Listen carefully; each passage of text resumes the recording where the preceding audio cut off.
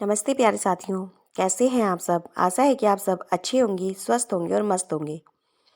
आज हम आपके सामने एक बहुत ही प्यारी सी कहानी लेकर आए हैं जिसका नाम है जैसा बोओगे वैसा काटोगे। एक छोटे से हरे भरे गांव में सूरजमुखी नाम का एक बालक रहता था। उसके माँ बाप खेत में काम करते थे और गांव के लोग उसे प्यार से सूरज कहते थे, क्योंकि उसकी हंसी सूरज जैसी चमकदार थी। सूरज को बगीचा और खेलना दोनों बहुत पसंद थे। बगीचे में रंग बिरंगे फूल और तितलियां रहती थी। सूरज अक्सर उनके साथ खेलकर दिन बिताता। गांव के पास दो पड़ोसी खेत थे, रामू का खेत और भीमू का खेत। दोनों का आकार लगभग एक जैसा था, पर उनकी सोच अलग अलग थी।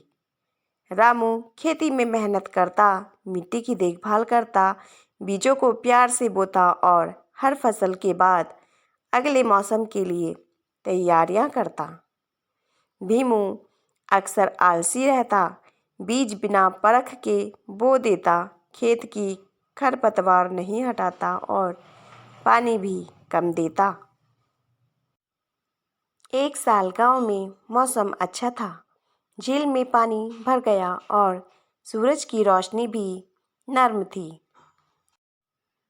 खेती के लिए बिल्कुल सही।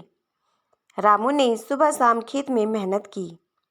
उसने मिट्टी को जुताई करके, खाद मिलाकर और अच्छे बीज चुनकर बोया। उसने खेत के किनारे मधुमक्खियाँ और तितलियाँ आने के लिए फूल भी लगाए, ताकि परागण अच्छे से हो। भीमू ने सस्ता सस्ता बीज खरीदकर बैसाखी की तरह बिन सोचे बो दिया और फिर मौसम पर भरोसा कर बैठ गया।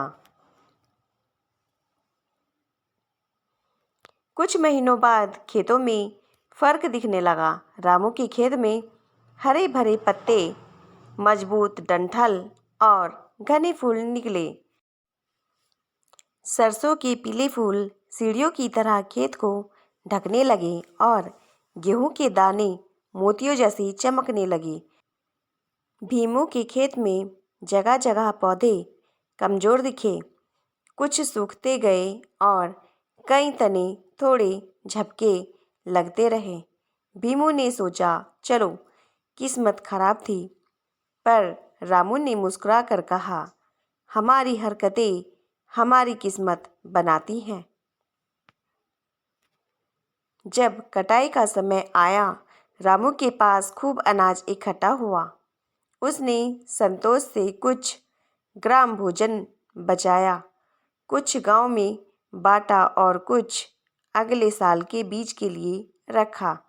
भीमू के पास बहुत कम अनाज बचा, उसे अगले सीजन के लिए बीज ही नहीं बचे। भीमू को शर्म महसूस हुई। गांव के बच्चे कहने लगे, जैसा बोओगे वैसा काटोगे। भीमू को पहली बार समझ आया कि आलस्य और लापरवाही के नतीजे क्या होते हैं। पर गांव के बुजुर्ग दादी माँ गोमती ने सबको समझाया। सिर्फ यही कहकर किसी को नीचा नहीं दिखाना चाहिए। भीमू को भी सिखाइए ताकि अगली बार वह भी सही काम करे। रामू ने भीमू की मदद की। उसने उसे सही बीज दिए, बुआई के तरीके बताए और खेत साफ रखने में हाथ बटाया। भीमू ने मेहनत की ठानी और अगले वर्ष उसने रामू की बताई बातों को ध्यान से अपनाया।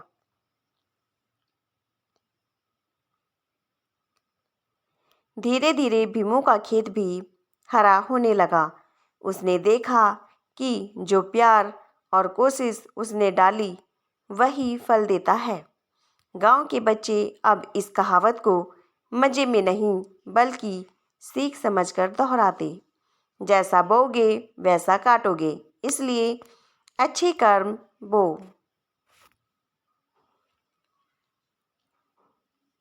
समय के साथ सूरज भी बड़ा हुआ। उसने गांव के छोटे बच्चों के लिए एक बगीचा बनवाया जहाँ वे अपने अपने छोटे छोटे हिस्से में फूल या सब्जियाँ उगा सकते थे। हर बच्चा वहाँ एक एक पौधा लगाकर उसे पानी देता, मिट्टी खोदता और उसको प्यार से बोलता, जियो बढ़ो। बगीचे में तितलियाँ वापस आ गई और मिठास फैल गई।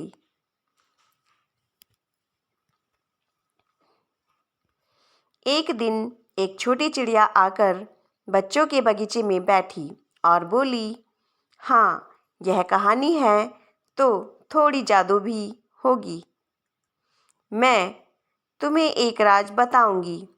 तुम जो भी बीज और अच्छाई बोते हो वह सिर्फ फसल नहीं बनती, वह तुम्हारे दिल और गांव के रिश्तों को भी मजबूत करती है।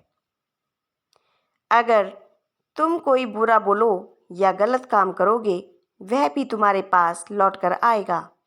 इसलिए हमेशा अच्छा बो। बच्चों ने मिलकर इस बात को अपनाया। बगीचा बार बार फल देने लगा, कभी मीठे टमाटर, कभी लाल मिर्च, कभी खुशबूदार फूल। गांव में भी एक नया बदलाव आया। लोग ज़्यादा मददगार, मेहनती और समझदार बन गए। किसी ने भीमू को दोष नहीं दिया, बल्कि सबने मिलकर उसे और दूसरों को सही राह दिखाई।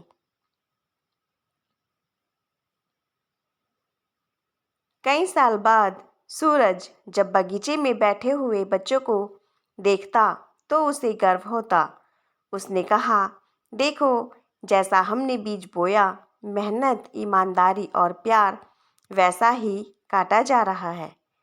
यह कहावत सच है, पर इस बात का भी भला अर्थ है कि हम अपनी किस्मत खुद बना सकते हैं।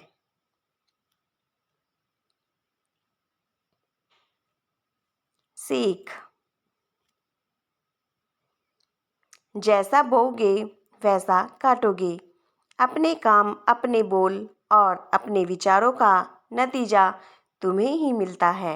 अगर तुम मेहनत, ईमानदारी और प्यार बोगे तो खुशियाँ और सफलता काटोगे। अगर लापरवाही और बुरा बोगे तो परेशानियाँ लौटकर आएंगी। पर हमेशा याद रखो, गलतियाँ सुधारने का मौका हर किसी को मिलता है। दूसरों की मदद करने से सबका फसल बेहतर बनता है। प्यारे साथियों, आपको हमारी यह कहानी कैसी लगी? यदि कहानी अच्छी लगी हो तो प्लीज़ कहानी को लाइक कर दीजिए और चैनल को सब्सक्राइब कर दीजिए। धन्यवाद।